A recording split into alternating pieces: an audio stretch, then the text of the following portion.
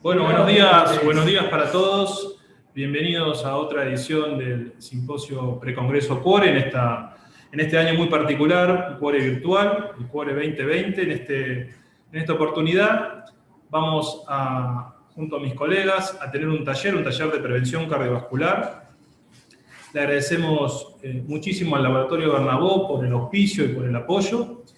Y bueno, como les decía, vamos a tener 4 presentaciones sobre ámbitos de la prevención cardiovascular y de los factores de riesgo, y vamos a tener unos minutos al final para poder contestar preguntas entre todos. Así que les pedimos que a medida que vayan escuchando las presentaciones, si quieren, pueden ir escribiendo en el chat las preguntas que las vamos a leer y contestar entre todos al final.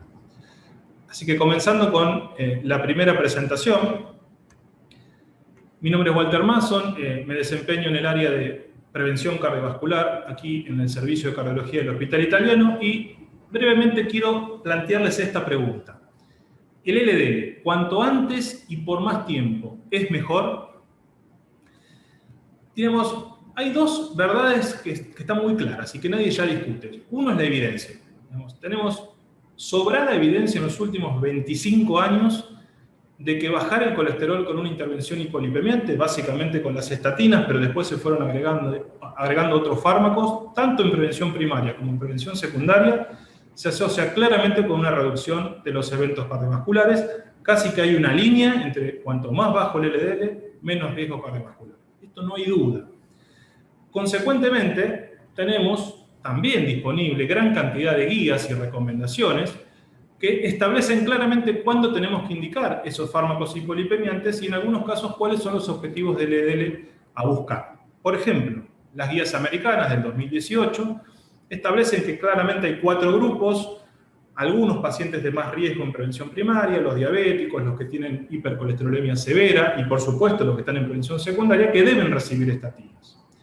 Y después nos dicen que dependiendo del valor del LDL que se alcanza y dependiendo del riesgo también de alguna de esas poblaciones, uno podría indicar en una segunda instancia otra droga como el ezetimibe o los inhibidores del PCSK9.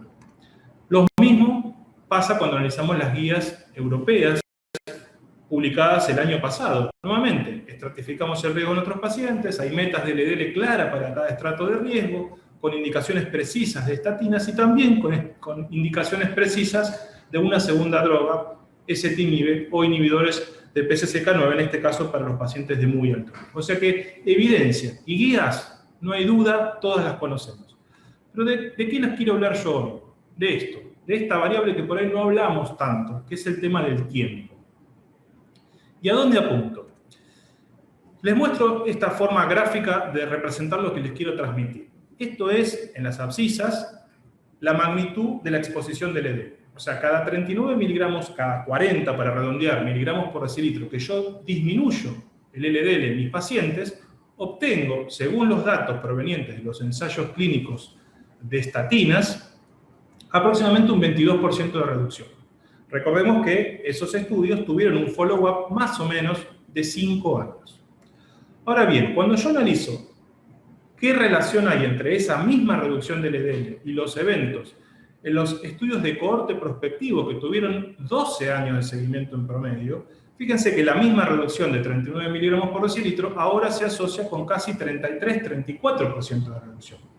Y es más, cuando yo analizo los estudios de randomización mendeliana, que ustedes saben que de alguna manera uno, entre comillas, se randomiza al nacer con alguna predisposición genética, que en este caso hace que tenga menos colesterol, esa misma reducción del LDL, pero que ahora la tengo desde que yo nazco, con un promedio de seguimiento aproximado de 50 años, se asocia con más del 50% de reducción.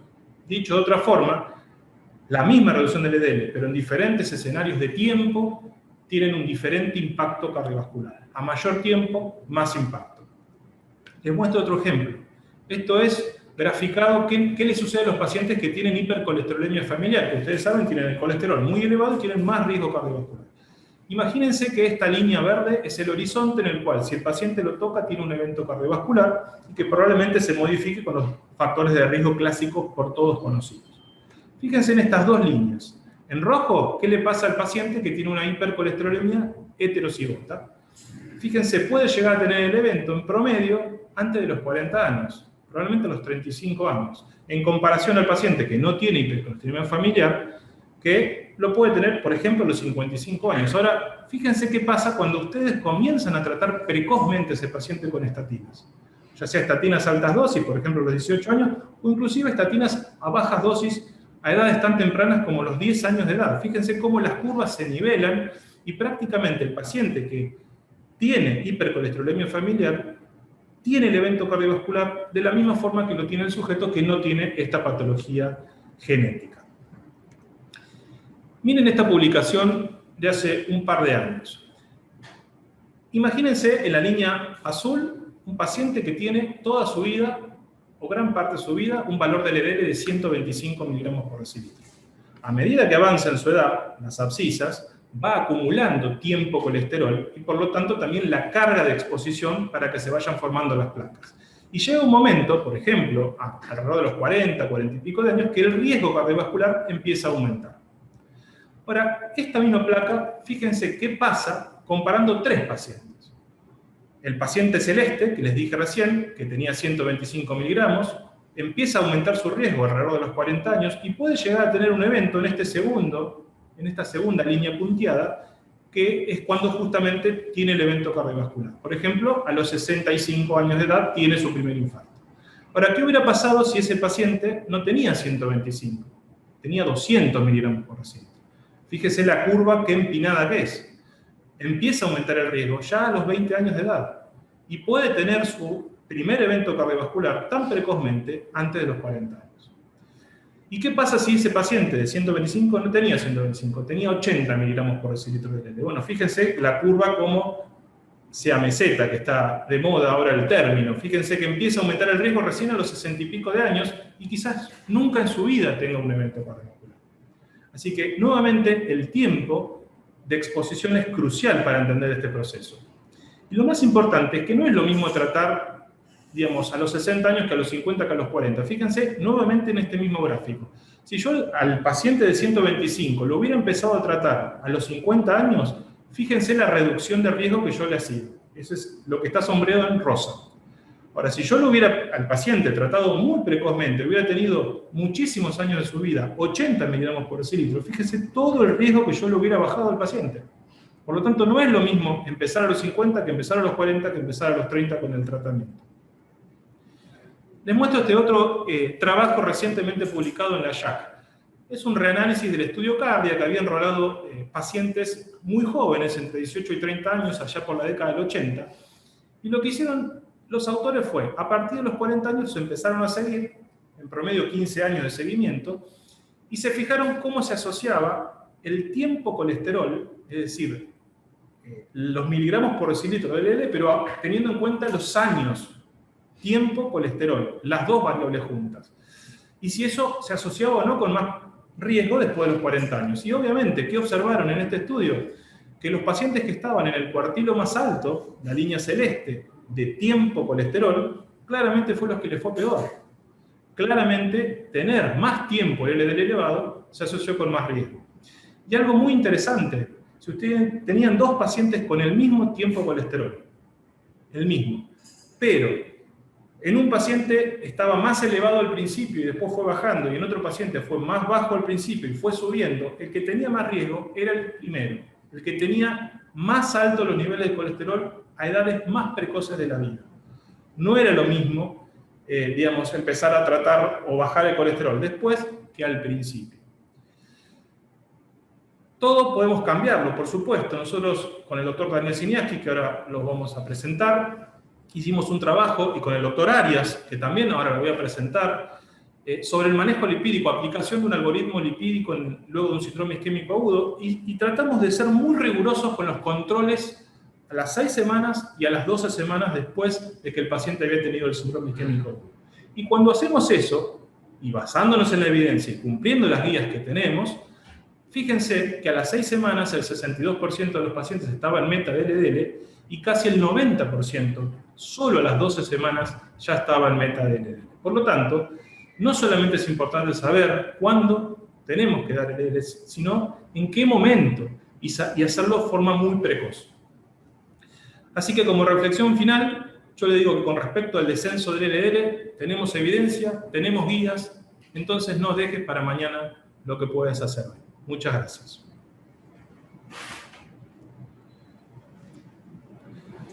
Bueno, a continuación vamos a presentar al segundo orador. En este caso vamos a presentar al jefe de la unidad coronaria, el doctor Aníbal Arias, que le pedimos que nos hable un poquito sobre diabetes e hipertensión arterial. Así que te damos la bienvenida, Aníbal, muchas gracias.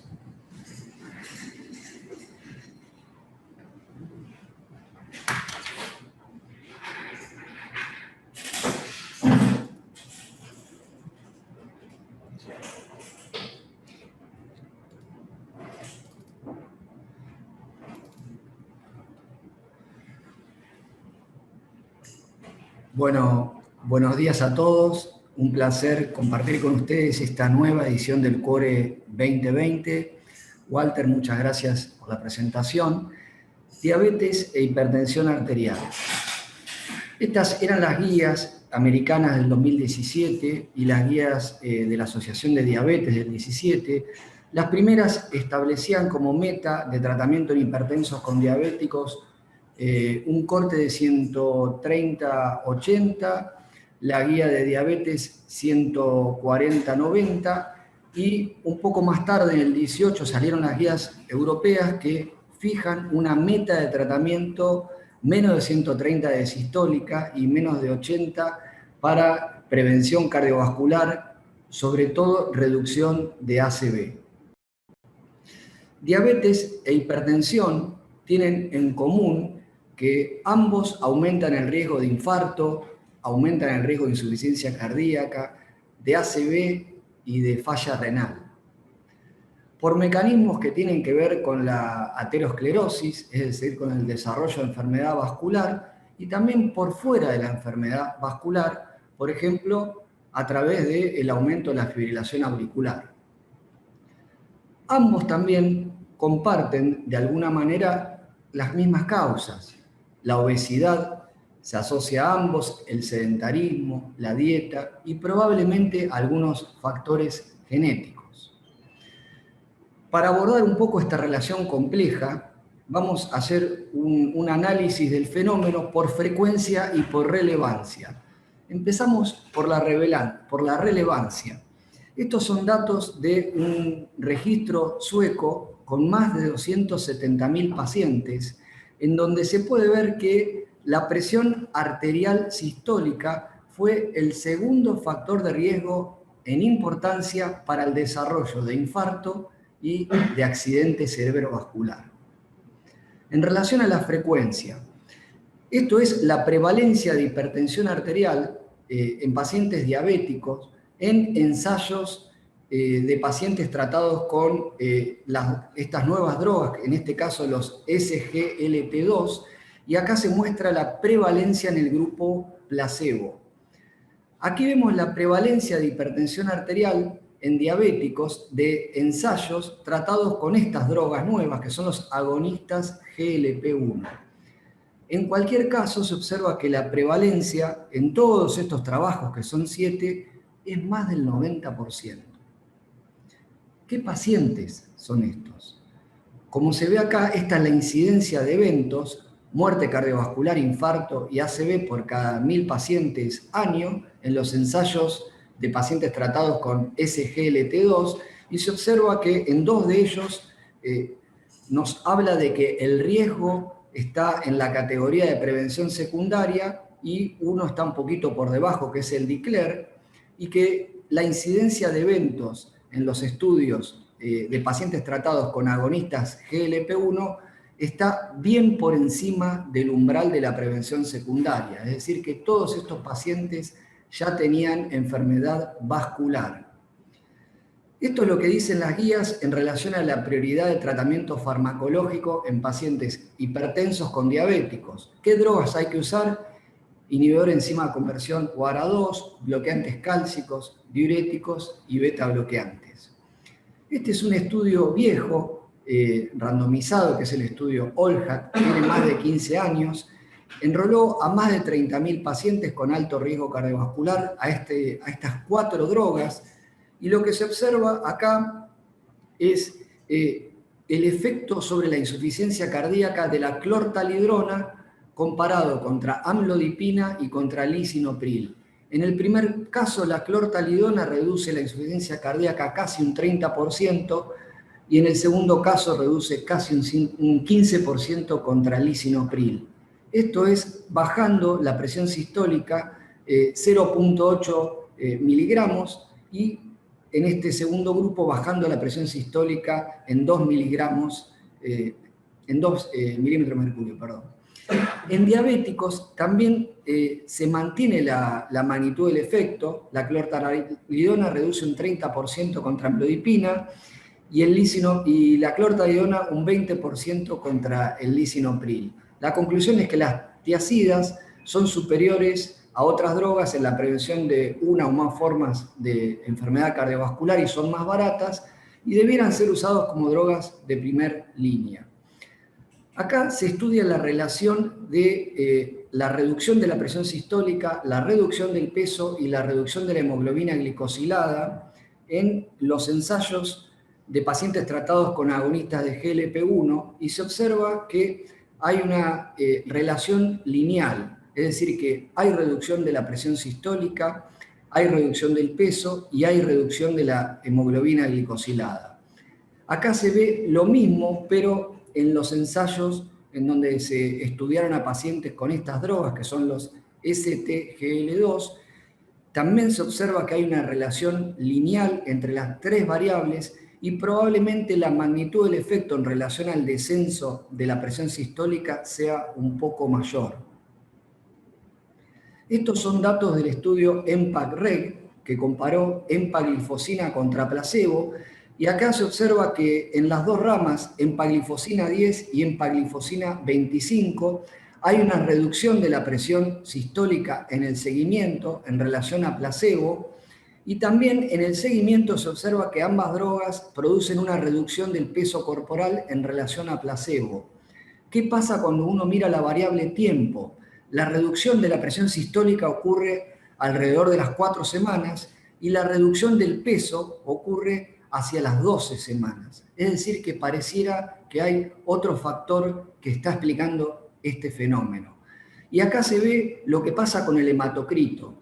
Estas drogas, digamos, en las dos dosis provocan un aumento del hematocrito más o menos en 3 o 4 puntos en relación a placebo alrededor de las 4 semanas.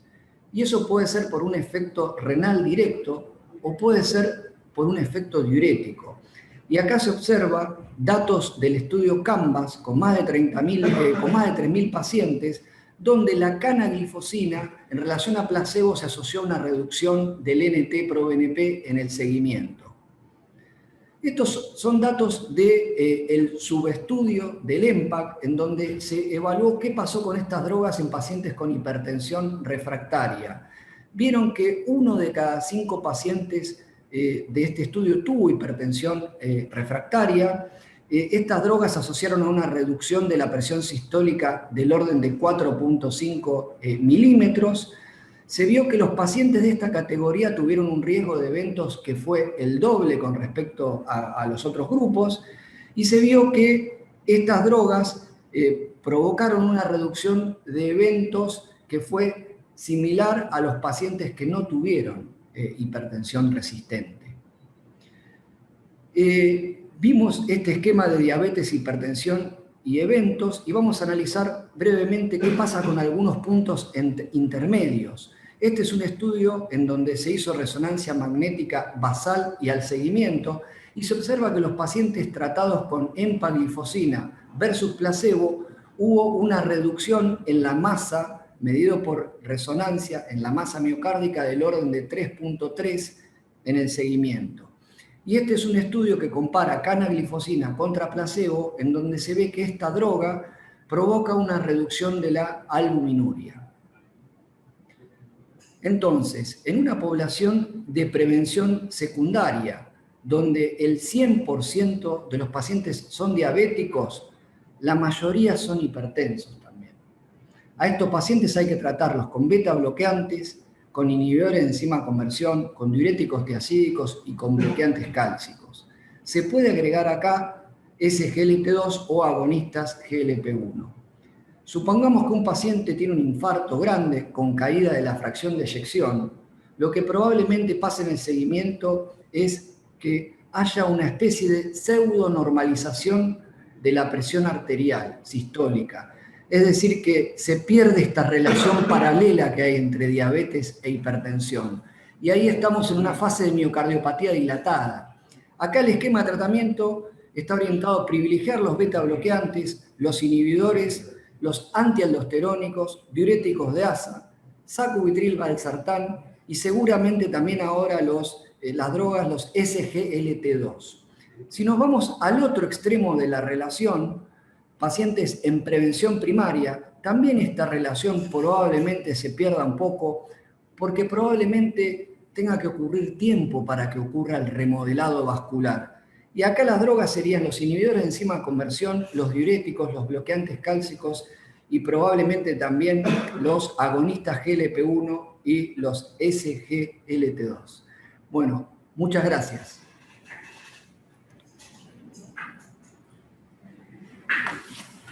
Bueno, muchísimas gracias, Aníbal.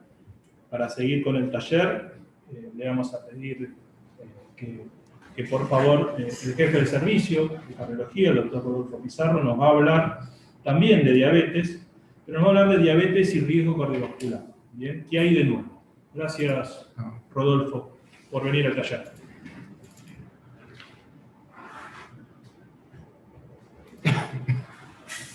Bueno, buenos días.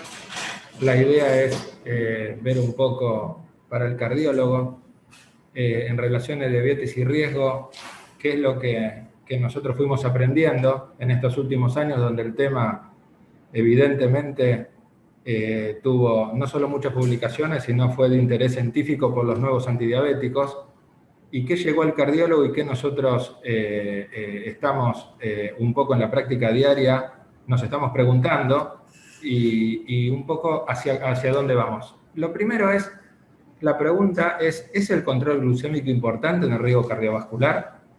Y yo lo definiría de esta manera. Acá están los niveles de hemoglobina glicosilada. Los niveles de hemoglobina glicosilada, el target global de los trabajos está más o menos en un 7%. Si uno va a diferentes subpoblaciones, en los pacientes más añosos, uno deja un poco más librado a que esté un poco más arriba de esto. Y si uno va a los pacientes más jóvenes, tienen un target un poquito más riguroso por debajo de este target global. Y evidentemente, acá las poblaciones, evidentemente son diferentes.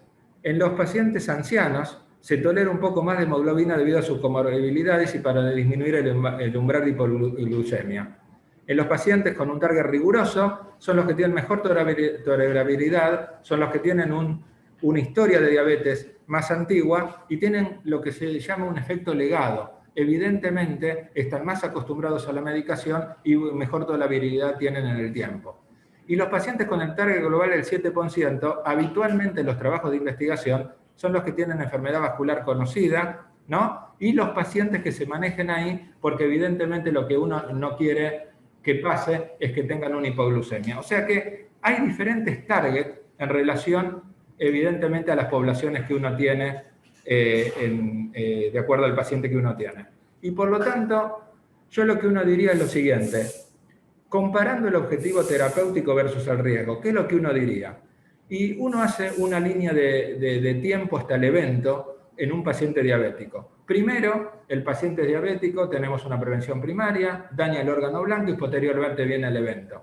En prevención primaria, lo que uno ve es que evidentemente la seguridad, uno no la tiene, la eficacia es menor porque tenemos menos eventos, hay menor riesgo poblacional, el enfoque es muy glucocéntrico, ¿no? Y en esta población siempre es más joven. Ahora, en los pacientes que ya tuvieron daño de órgano blanco y que tienen un evento en la prevención secundaria, evidentemente la eficacia de todas las medicaciones son más significativas, hay mayor seguridad, porque uno tiene al paciente con comorbilidades, entonces uno lo ubica en otro rango, hay mayor riesgo poblacional. Esto está basado fundamentalmente no glucocéntricamente, sino está basado en el riesgo del paciente, y la población de estos ensayos en prevención secundaria siempre es más añosa. Evidentemente acá, como ustedes ven, Son 2 metaanálisis, uno en prevención primaria, donde las nuevas drogas y todo tienen un efecto muy pequeño, y en prevención secundaria donde el efecto es más importante. Y es más importante porque los eventos son más importantes y porque parten a nivel de riesgo poblacional más alto, donde el impacto es mucho mejor que en los demás.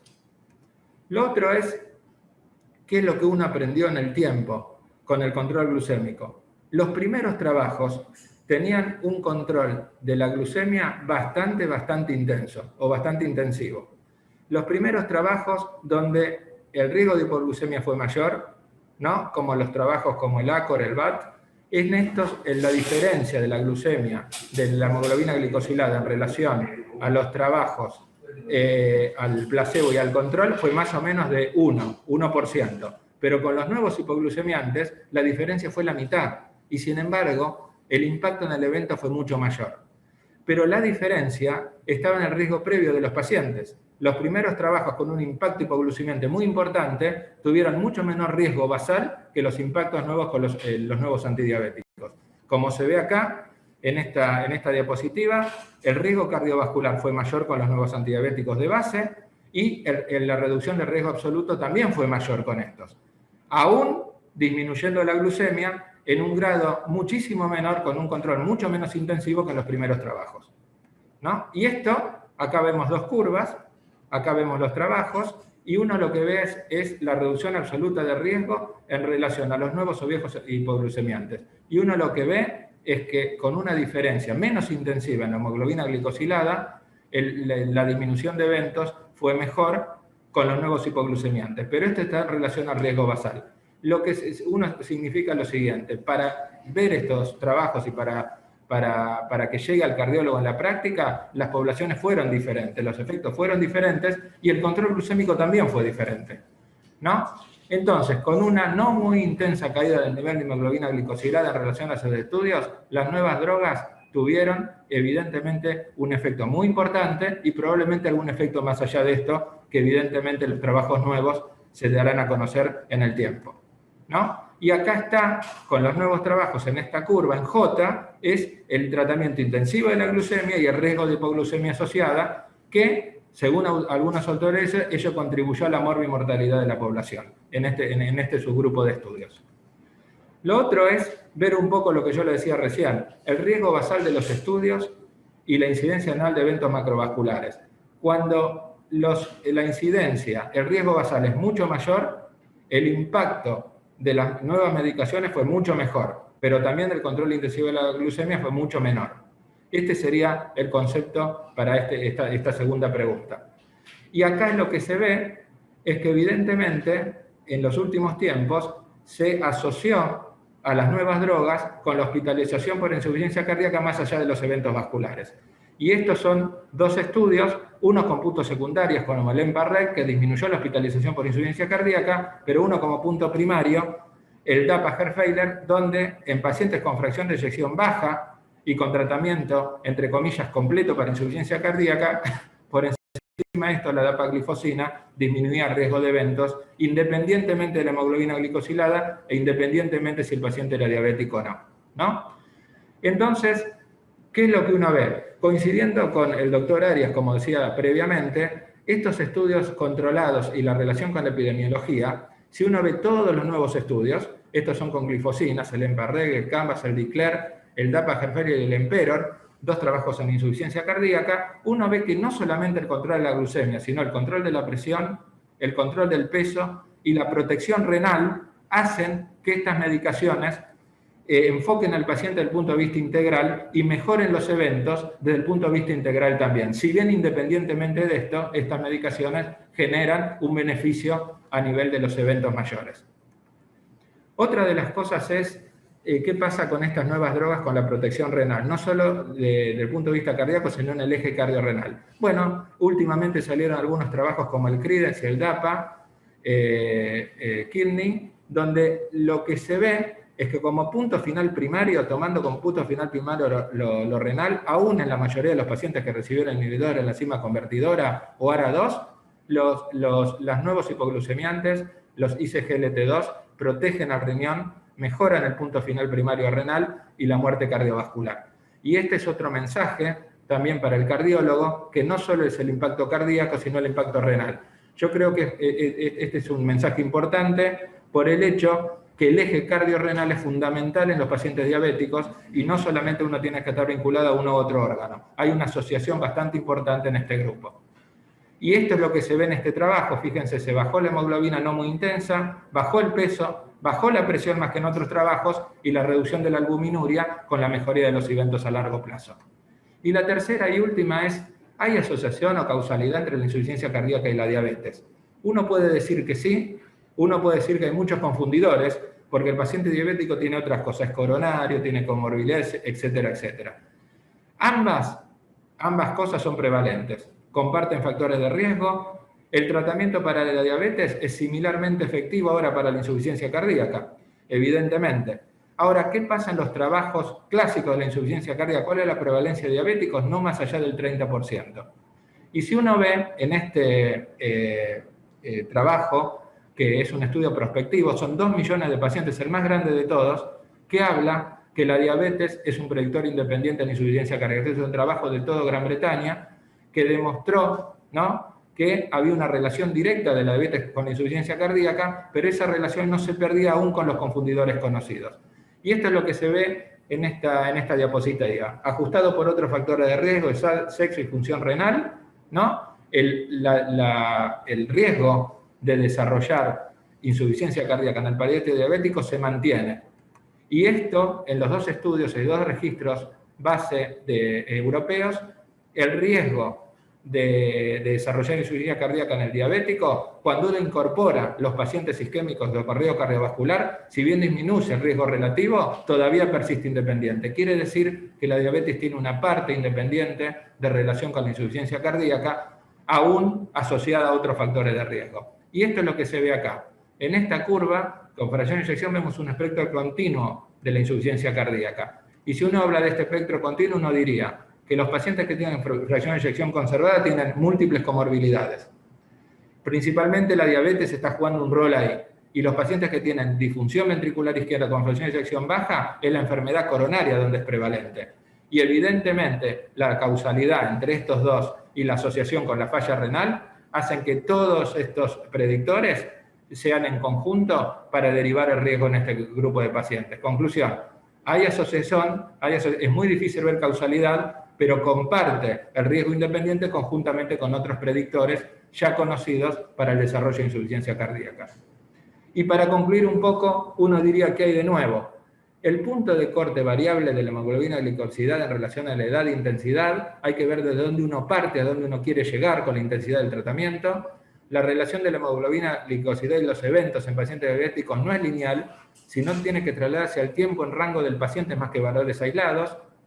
La rivalidad entre lo glucocéntrico y la adaptación al riesgo es una ecuación de equilibrio en relación al eje donde está el paciente. Probablemente en un primer tiempo sea más glucocéntrico, pero a medida que va pasando el tiempo, se va comprometiendo el paciente y se adapta muchísimo más al riesgo. Las nuevas drogas presentan 2 nuevos conceptos en relación al riesgo: ajuste de la intensidad del tratamiento y nuevos mecanismos que involucran el eje cardiorrenal.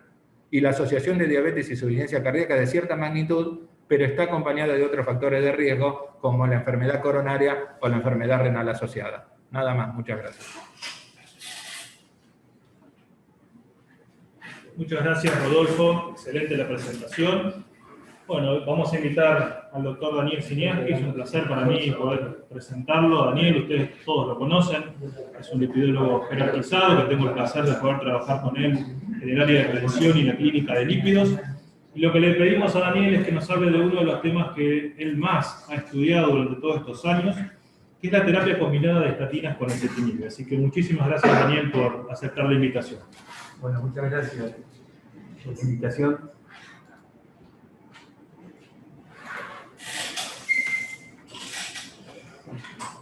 Bueno, me parece que la mejor manera de discutir este tema es presentar un caso clínico. Es un paciente de sexo masculino, 68 años, con antecedentes de hipertensión, EPOC y polimialgia reumática.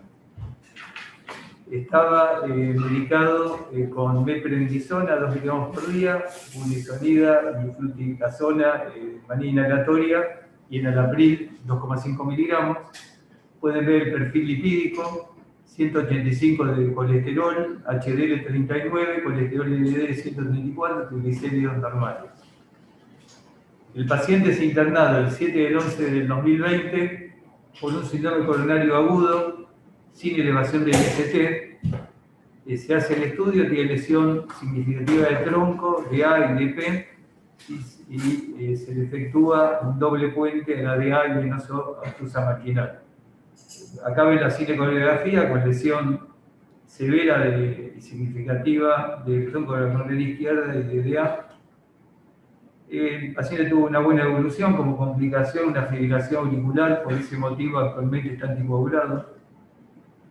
Y cuando uno aplica el score de estratificación de riesgo de prevención secundaria del grupo TIMI, este paciente tiene 2 factores de riesgo que son hipertensión y edad mayor de 75 años, por lo tanto tiene un riesgo estimado de 9.9% a 3 años, lo que significa un riesgo anual de 3.3%.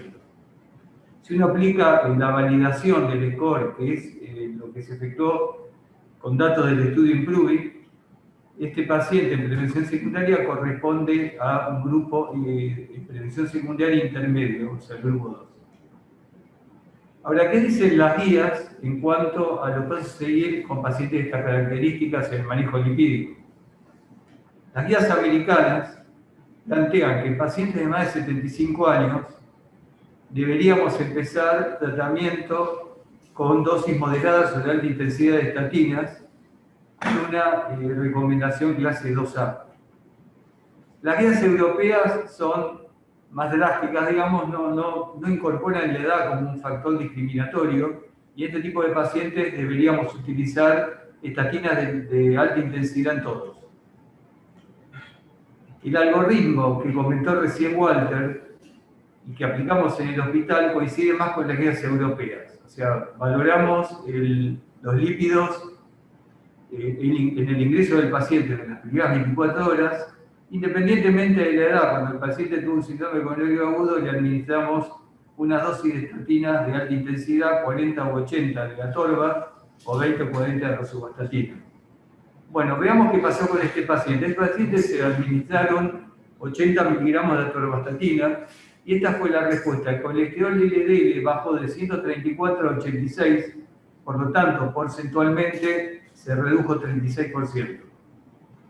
¿Qué tipo de respuesta es 36% para 80 de atorva? Este es el estudio Voyager, que analizó en miles de pacientes la respuesta de distintas dosis de estatinas. En promedio, la reducción de colesterol LDL de 80 de atorva debería ser 49%, entre 49 y 50%. Este paciente bajó 36%, por lo tanto, es lo que nosotros denominamos un hiporrespondedor al tratamiento con atorvastatina de alta intensidad. ¿Qué dicen las guías americanas de cómo seguir con un paciente de estas características, que evidentemente no llegó a la meta de menos de 70? Y realmente no plantea muchas opciones. Aparentemente parecía que el ezetimibe no habría que indicarlo en este tipo de pacientes de alto riesgo, y solamente habría que utilizarlo si el paciente tuviera muy alto riesgo antes de indicar un inhibidor de PCSK9. O sea, no es muy clara lo que dicen las guías americanas. Las guías europeas, en ese aspecto, también son mucho más simples. En este tipo de pacientes debemos indicar ezetimibe antes de pensar en un inhibidor de PCSK9. Nuestro algoritmo nuevamente coincide con las guías europeas. Si el paciente tiene menos de 70, seguimos el mismo tratamiento con estatinas de intensidad, pero si tiene más de 70, debemos agregar ezetimibe y evaluar, hacer un nuevo control lipídico de las 12 semanas. Entonces, una vez que tenemos presentado el caso, empezamos con ezetimibe, voy a tratar de responder 4 preguntas muy simples pero importantes sobre el ezetimibe. Primero, ¿cuánto reduce el colesterol? ¿Cómo impacta la eficacia hipolipemiante en la respuesta inicial a la monoterapia con estatinas? Si realmente reduce el riesgo cardiovascular. ¿Y cuáles son los resultados en los adultos mayores si el beneficio clínico es menor, teniendo en cuenta que las guías americanas no plantean el uso de ezetimibe en un paciente de estas características? Con respecto al LDL, voy a mostrar una sola cosa del mecanismo de acción, que es que el ezetimibe bloquea específicamente el transportador Niemann-Pick-1 a nivel intestinal, impidiendo la entrada de fitoesteroles y colesterol animal. Eso hace que los micrones carguen menos colesterol, hay menos oferta de colesterol hepático. En promedio, este metaanálisis muestra que tanto como monoterapia como en terapia asociada a estatinas, el ezetimibe agrega entre un 23 y un 24% más de reducción de colesterol LDL, pero hay un punto que es vital, que es la variabilidad en la respuesta. Este es un estudio canadiense de hace varios años, donde asociaban la respuesta de ezetimibe a distintas mutaciones genéticas. Vamos a observar que si bien la reducción media fue de 25%, hay una tremenda variabilidad y hay un porcentaje bastante elevado de pacientes que tienen una respuesta muy superior al 25% y algunos cerca del 70%. En un estudio más reciente, efectuado con una población chilena, vemos exactamente lo mismo. Gran variabilidad, promedio de respuesta 23%, pero un grupo apreciable de pacientes tiene una respuesta mayor al 25%. La segunda pregunta es, ¿impacta la respuesta inicial en la respuesta posterior del ezetimibe? Eso es muy interesante y en un estudio hace muchos años que yo tuve la suerte de hablar con el investigador, lo responde, que es el estudio Estela, un subestudio del Estela. Este estudio que mostró que pacientes medicados con 40 de Rosu o 80 de Atorva, muchos de ellos, que se ve acá en rojo, se transforman en hiperabsorbedores. O sea, al bloquear la inhibición del colesterol de forma intensiva, muchos de estos pacientes activan la absorción. Y lo que demostró el autor es que estos pacientes que activan la absorción tuvieron menos respuesta hipolipemiante a la estatina. Por lo tanto, la mala respuesta inicial se podría deber a un exceso de absorción intestinal. Y esto se fundamenta en estudios genéticos, donde podemos observar que muchos de estos pacientes a través de biopsia intestinal tienen una upregulation del gen de Niemann-Pick-1. Tercer punto, reduce el riesgo cardiovascular, y esto genera una gran controversia. Podemos ver que el primer estudio que trató de demostrar que bajaba el riesgo cardiovascular fue un estudio con un marcador subrogante, que es el presión íntima media, y el estudio fue un fracaso, a pesar que el ezetimibe asociado a simvastatina redujo intensivamente el colesterol, no hubo reducción en el presión íntima media. Y eso generó un gran descrédito al ezetimibe, pero hubo un gran error del doctor Castellén, que él 1 o 2 años después lo reconoció en público, que él incorporó pacientes con específica media normal. Es muy difícil que una persona que tenga 0,70 de íntima media, a pesar que le bajemos el colesterol intensivamente, baje más el presión íntima media.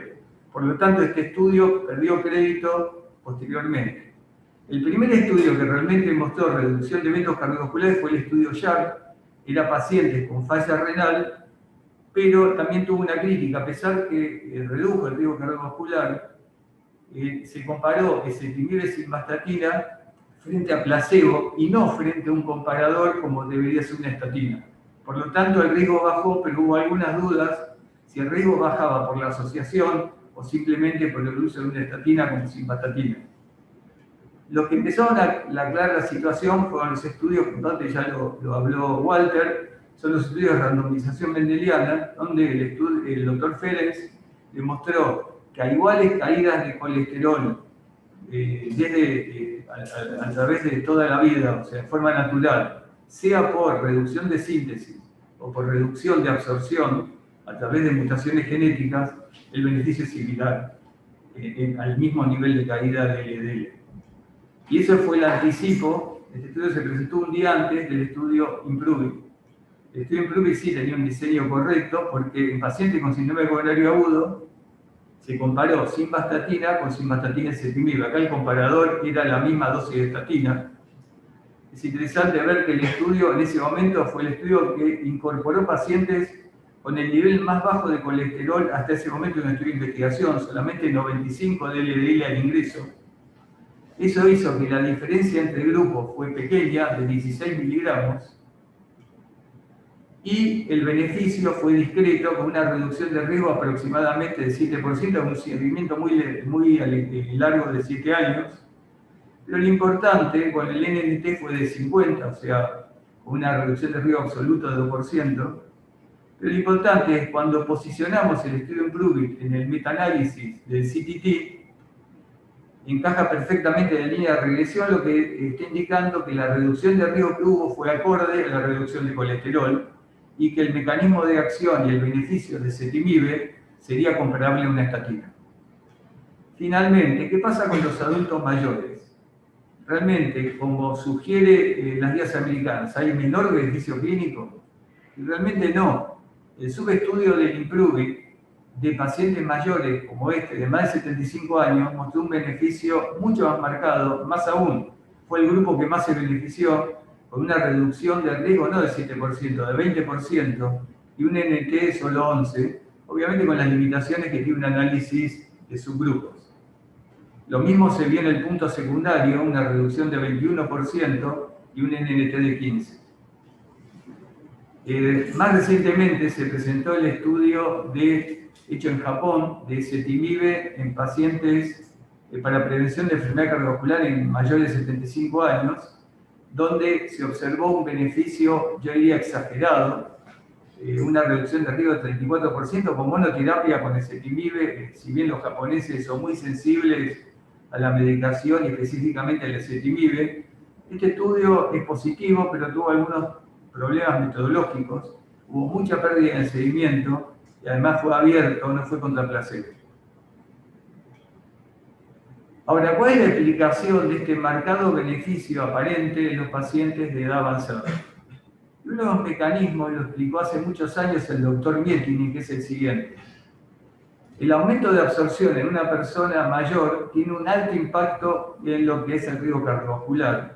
Fíjense que en esta población de pacientes de más de 75 años que habían tenido un evento cardiovascular, los que tenían absorción aumentada, que Mietini lo estudió con medición de fitoesteroides plasmáticos, no es simplemente una inferencia, el riesgo aumentaba 41%. Esto explicaría por qué impactando en la absorción de colesterol en personas de más de 75 años podemos lograr un beneficio marcado. Ahora, fíjense qué interesante esto, que dicen las guías, o que dice, un análisis de la doctora Robinson, que es una referente de lípidos de Estados Unidos, en cuánto indicar el ezetimibe para lograr una relación costo-efectividad adecuada.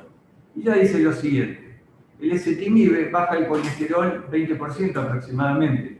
Por lo tanto, para lograr una costo-efectividad con un NT menor de 30 o menor de 50, deberíamos indicar ezetimibe en pacientes de muy alto riesgo, con niveles de colesterol que oscilen LDL entre 130 y 190, o en pacientes de alto riesgo con un colesterol mayor de 190. Pareciera que menos de 130, o sea, nuestro paciente, no tendríamos que darle ezetimibe, porque evidentemente no sería costo efectivo.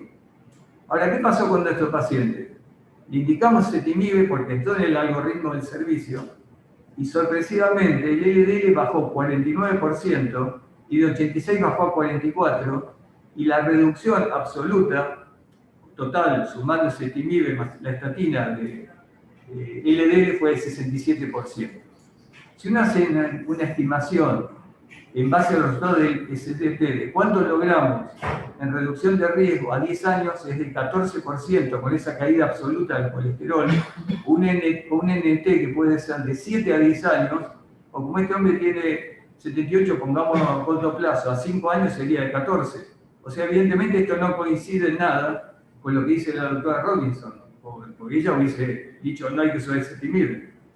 Y yo lo que quiero mostrar, estos son datos no publicados de nuestro algoritmo, el estudio se va a publicar próximamente en la revista argentina de cardiología en base al análisis de 292 pacientes.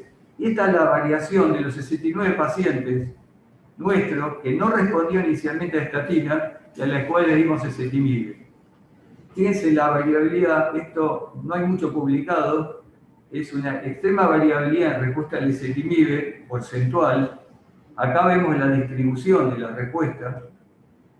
Y esta es el Box and Whisker, donde podemos ver que, por ejemplo, si analizamos el percentilo 25, el 41%, más del 25% de los pacientes tuvieron una respuesta mayor al 41%.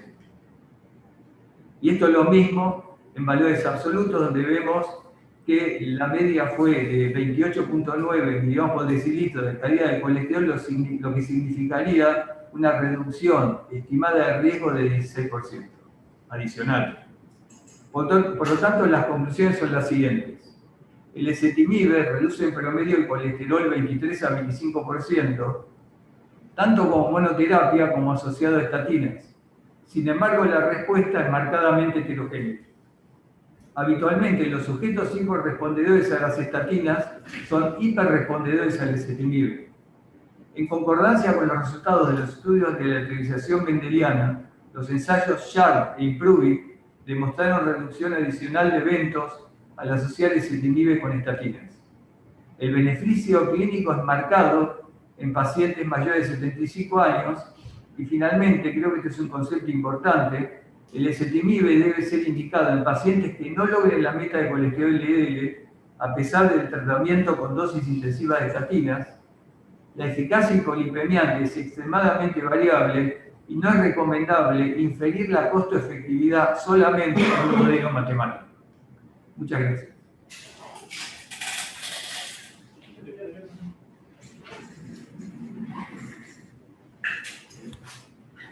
Bueno, muchas gracias, Daniel. Excelente la presentación.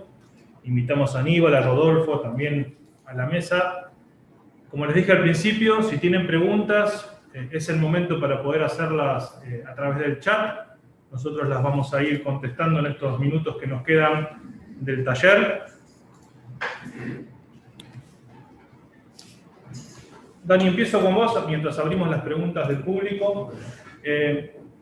Un poco hablaste del hiporrespondedor y hablaste de los mayores con su potencial respuesta al ezetimibe. ¿Qué hay con respecto a los diabéticos? Porque en algunos subgrupos de estos estudios que vos bien mostraste, los diabéticos son quizás los que más responden al ezetimibe. Y sin embargo, las guías no tomaron una posición muy fuerte con respecto a los diabéticos y el uso de esta droga. Sí, bueno, también en los pacientes diabéticos hay cierto debate. O sea, hay estudios que muestran que los pacientes con diabetes tipo 2, sobre todo si tienen enfermedad vascular, también son hiperabsorbedores y tienen, también por estudios genéticos se demostró mayor upregulation, o sea, upregulation del transportador, del gen del transportador NIMAP-PIK y menos de los transportadores ABGC5 y G8, que son los que pulsan colesterol desde el enterocito hacia la luz intestinal. En el estudio IMPROVE, nuevamente, el paciente con diabetes fue uno de los más beneficiados junto con los mayores. Más aún, el grupo que más se benefició es cuando tenían más de 65 con diabetes agregada, donde realmente ahí el impacto fue muy elevado en cuanto a beneficio cardiovascular. Y la otra cosa importante es que todos los estudios de eficacia en cuanto al poder hipolipemiante fue siempre mayor en los subgrupos diabéticos versus los no diabéticos. O sea, hay mayor eficacia y pareciera haber mayor también beneficio clínico. Excelente. Rodolfo, vos hablaste un montón, no sé si todo un paneo de la situación actual de la diabetes y el riesgo cardiovascular. ¿Vos creés que estamos migrando desde de una mirada, de un paradigma glucocéntrico a uno cardiocéntrico? Y en ese caso, en los próximos años vos ves que nosotros, los cardiólogos, ustedes que hacen unidad coronaria, vamos a estar indicando los fármacos antidiabéticos quizás desde la unidad coronaria. Sí, me parece que lo que vos decís, me parece que uno está migrando un poco hacia el concepto de adaptado al riesgo. Y por lo menos como cardiólogos hemos aprendido algunas cosas de los estudios controlados en diabetes. No tanto sobre el control intensivo de la glucemia, que eso lo maneja muy bien el endocrinólogo, sino que la nueva medicación involucra varias cosas. Primero, no solo los eventos cardiovasculares, sino el eje cardiorrenal. Hoy ya hay trabajos que demuestran, como punto final primario de lo renal estoy hablando, no había trabajos de ese lado. O había un punto secundario, o se le daba menos importancia a esto. Y lo otro es trabajos en insuficiencia cardíaca, específicamente, que salieron en los últimos años. Mi impresión es la siguiente, que vamos a hacer un trabajo al principio mucho más conjunto con los endocrinólogos para conocer un poco la droga, y después yo creo que el cardiólogo va a tener dentro de su arsenal terapéutico estos nuevos antidiabéticos fundamentalmente al principio en pacientes diabéticos, ¿no? Y después yo creo que va a llevar un tiempo más en los pacientes que no son diabéticos, ¿no? Por el hecho, viste que, bueno, también hay otras drogas para insuficiencia cardíaca. Estos trabajos estuvieron hechos para insuficiencia cardíaca, solamente un 10 a un 15% tuvieron los nuevos ARNI y todos, dentro de las características basales de la población. O sea, si bien estaban tratados con lo clásico, no estaban tratados con todo el arsenal terapéutico hoy para insuficiencia cardíaca. Pero no tengo dudas que en el paciente diabético, muchos de estos nuevos antidiabéticos, especialmente los ICLT2, por la protección renal que tienen y por el eje cardiorrenal, como están saliendo los trabajos y los están comentando, los trabajos, principalmente el último trabajo, el DAPA Chronic Kidney Disease, lo que demostró como punto final primario renal, no solo era punto combinado con la muerte cardiovascular, y sin embargo fue consistente con todos los puntos finales. Conclusión, evidentemente, en el paciente diabético, estas drogas, yo creo que como primera elección, se van a sumar a la metformina y van a beneficiar en algún punto al paciente cardiópata. Porque hay que recordar que todos estos pacientes tenían eventos cardiovasculares, por lo menos un 50% ya tenía eventos previos, ¿no? Así que me parece que uno se debe tener que ir acostumbrando. Creo que el diabetólogo lo va a ir indicando, nosotros nos vamos a tener que ir acostumbrando. Y en el paciente que no es diabético, para empezar a tratar de insuficiencia cardíaca, que es la pregunta de hoy del clínico que es insuficiencia cardíaca en el consultorio, dice, tenés tanto todo, ¿con qué empezamos? Yo empezaría con lo habitual en una insuficiencia cardíaca de nuevo. Si el paciente tiene este factor de riesgo, hablaría con el endocrinólogo para sumar uno de estos nuevos antidiabéticos, porque evidentemente algún beneficio le trae, no solamente desde el punto de vista endocrinológico, sino desde el punto de vista cardiorrenal, ¿no? Y en el paciente que no es diabético, yo vería la respuesta que hay con lo clásico y posteriormente uno pudiera migrar hasta estas nuevas indicaciones, ¿no? Esa es mi visión. Excelente. A ver, estoy repasando el chat, les recuerdo a los colegas que están observando el taller, que pueden escribirnos al chat para cualquier pregunta sobre cualquiera de las presentaciones. Acá, por ejemplo, Carlos pregunta, el ezetimibe como monoterapia, si es una opción válida para los que son intolerantes a las estatinas. Daniel. Sí, totalmente. Sí, sería el primer fármaco de pacientes intolerantes. Todavía no contamos con ácido bempedoico en Argentina, que sería otra opción. Pero bueno, como mostré antes, tanto el estudio chileno que mostré como el canadiense son como monoterapia. Y bueno, vemos que algunos pacientes tienen una respuesta, así como algunos tienen mala respuesta, algunos tienen una respuesta espectacular. Así que la mejor manera es comenzar a meditar y evaluar la respuesta. Pero vamos a encontrar con la sorpresa de pacientes que respondan un 30-40%. Y bueno. Bueno, y a propósito de lo que vos decís, Dani, Maricel pregunta de si todo paciente que no responde a las estatinas, o sea, ya no el que no las tolera, sino el que no responde, también deberíamos agregar ezetimibe como forma regular. Sí, yo en la experiencia y el estudio que yo mostré es muy interesante. 2/3 partes, calculo, de la mala respuesta de las estatinas es por un mecanismo de absorción. O sea, quizá más que por un mecanismo de activación de PCSK9. Así que bueno, sí, sin ninguna duda. En un paciente hiporrespondedor tenemos 2/3 partes de posibilidades de que agregando ese ezetimibe tenga una respuesta, una hiperrespuesta o que nivele la falta de respuesta de la estatina. Entiendo. Perfecto. Aníbal, te aprovecho, estamos hablando un poco, hablaste de diabetes e hipertensión, por supuesto. Cuando uno ve las guías de las últimas de diabetes que habían publicado los europeos del 2013, decían, bueno, aunque el paciente tenga menos de 140, menos de 85, estamos bien, sin dar mucho detalle. Ahora, cuando uno ve las nuevas guías, también del año pasado, dicen, bueno, lo ideal es que tenga menos de 130, pero ojo que no tenga menos de 120. Que tenga menos de 80, pero ojo que no tenga menos de 70. Y si tiene más de 65, y estaría bueno que tenga ese 130 y 140. O sea, es como que hay, pero no tanto, pero ¿qué percepción tenés sobre esto que nos hace complicado por ahí la práctica de todos los días, ¿no? Sí, yo creo que el enfoque acá debiera estar orientado a bajar el riesgo global, ¿no? Y con la hipertensión un poco debería pasar lo mismo que pasa con los lípidos y con el manejo de la glucemia.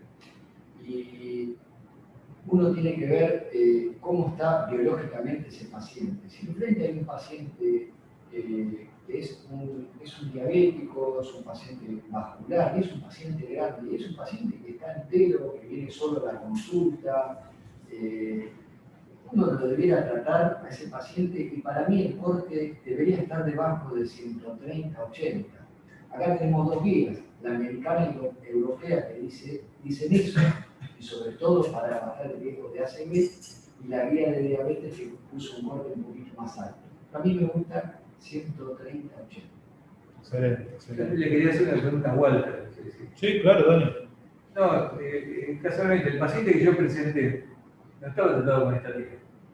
Pero la pregunta es, en un paciente de 78 años, que evidentemente hizo un evento cardiovascular, lo había visto un cardiólogo un mes antes, y nadie se le ocurrió usar estatinas.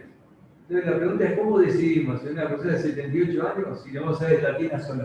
O sea, ¿cómo va a ser el riesgo a esa edad? Porque por los scores siempre Sí, hay no, un tal riesgo. cual. Sí, es un problema. Y encima, las guías, por lo menos las americanas, hicieron una discriminación en cuanto a la intensidad de los tratamientos con un corte de 75 años. Pero la verdad que nosotros en la práctica, la edad, yo ahora también le voy a preguntar a Rodolfo y a Aníbal con respecto a la diabetes, a la hipertensión, que por ahí podemos tener matices, pero con respecto a los lípidos, en principio nosotros los tratamos de la misma forma, excepto en el paciente muy añoso, con mucha polifarmacia, y que realmente uno piensa que la expectativa de vida es... ese paciente antes del evento, cuando estaba en prevención primaria. Ah, cuando fue en prevención No, yo me primaria. refería, el paciente lo vio un mes antes, un cardiólogo. Y no le indicó estatinas a pesar de No, le indicó en abril, le bajó un poco la presión. Y ese es un tema de discusión. Entonces, evidentemente necesitaba estatinas. Claro. Evidentemente sí. Claro. Sí.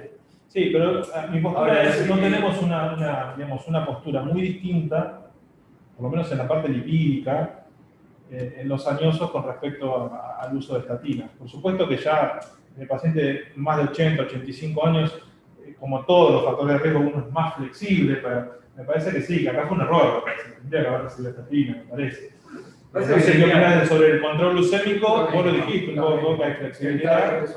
El TAB es otro, y bueno, y Aníbal probablemente con las personas Realmente, que cuando uno ve al paciente, parecía tener un perfil lipídico bastante inocente. Claro, Porque tal cual. 180 de colesterol no es que tenía. Sí, sí, sí. Ahora hay un dato que yo lo busqué, me pareció interesante, que es que tenía EPOC y estaba tratado con corticoides. Y si vos ves el Q-Race, es no el Framina, sino el ritmo te sube bastante. Claro, ellos no EPOC, pero EPOC sabemos que es un mecanismo inflamatorio y el uso del corticoide sube.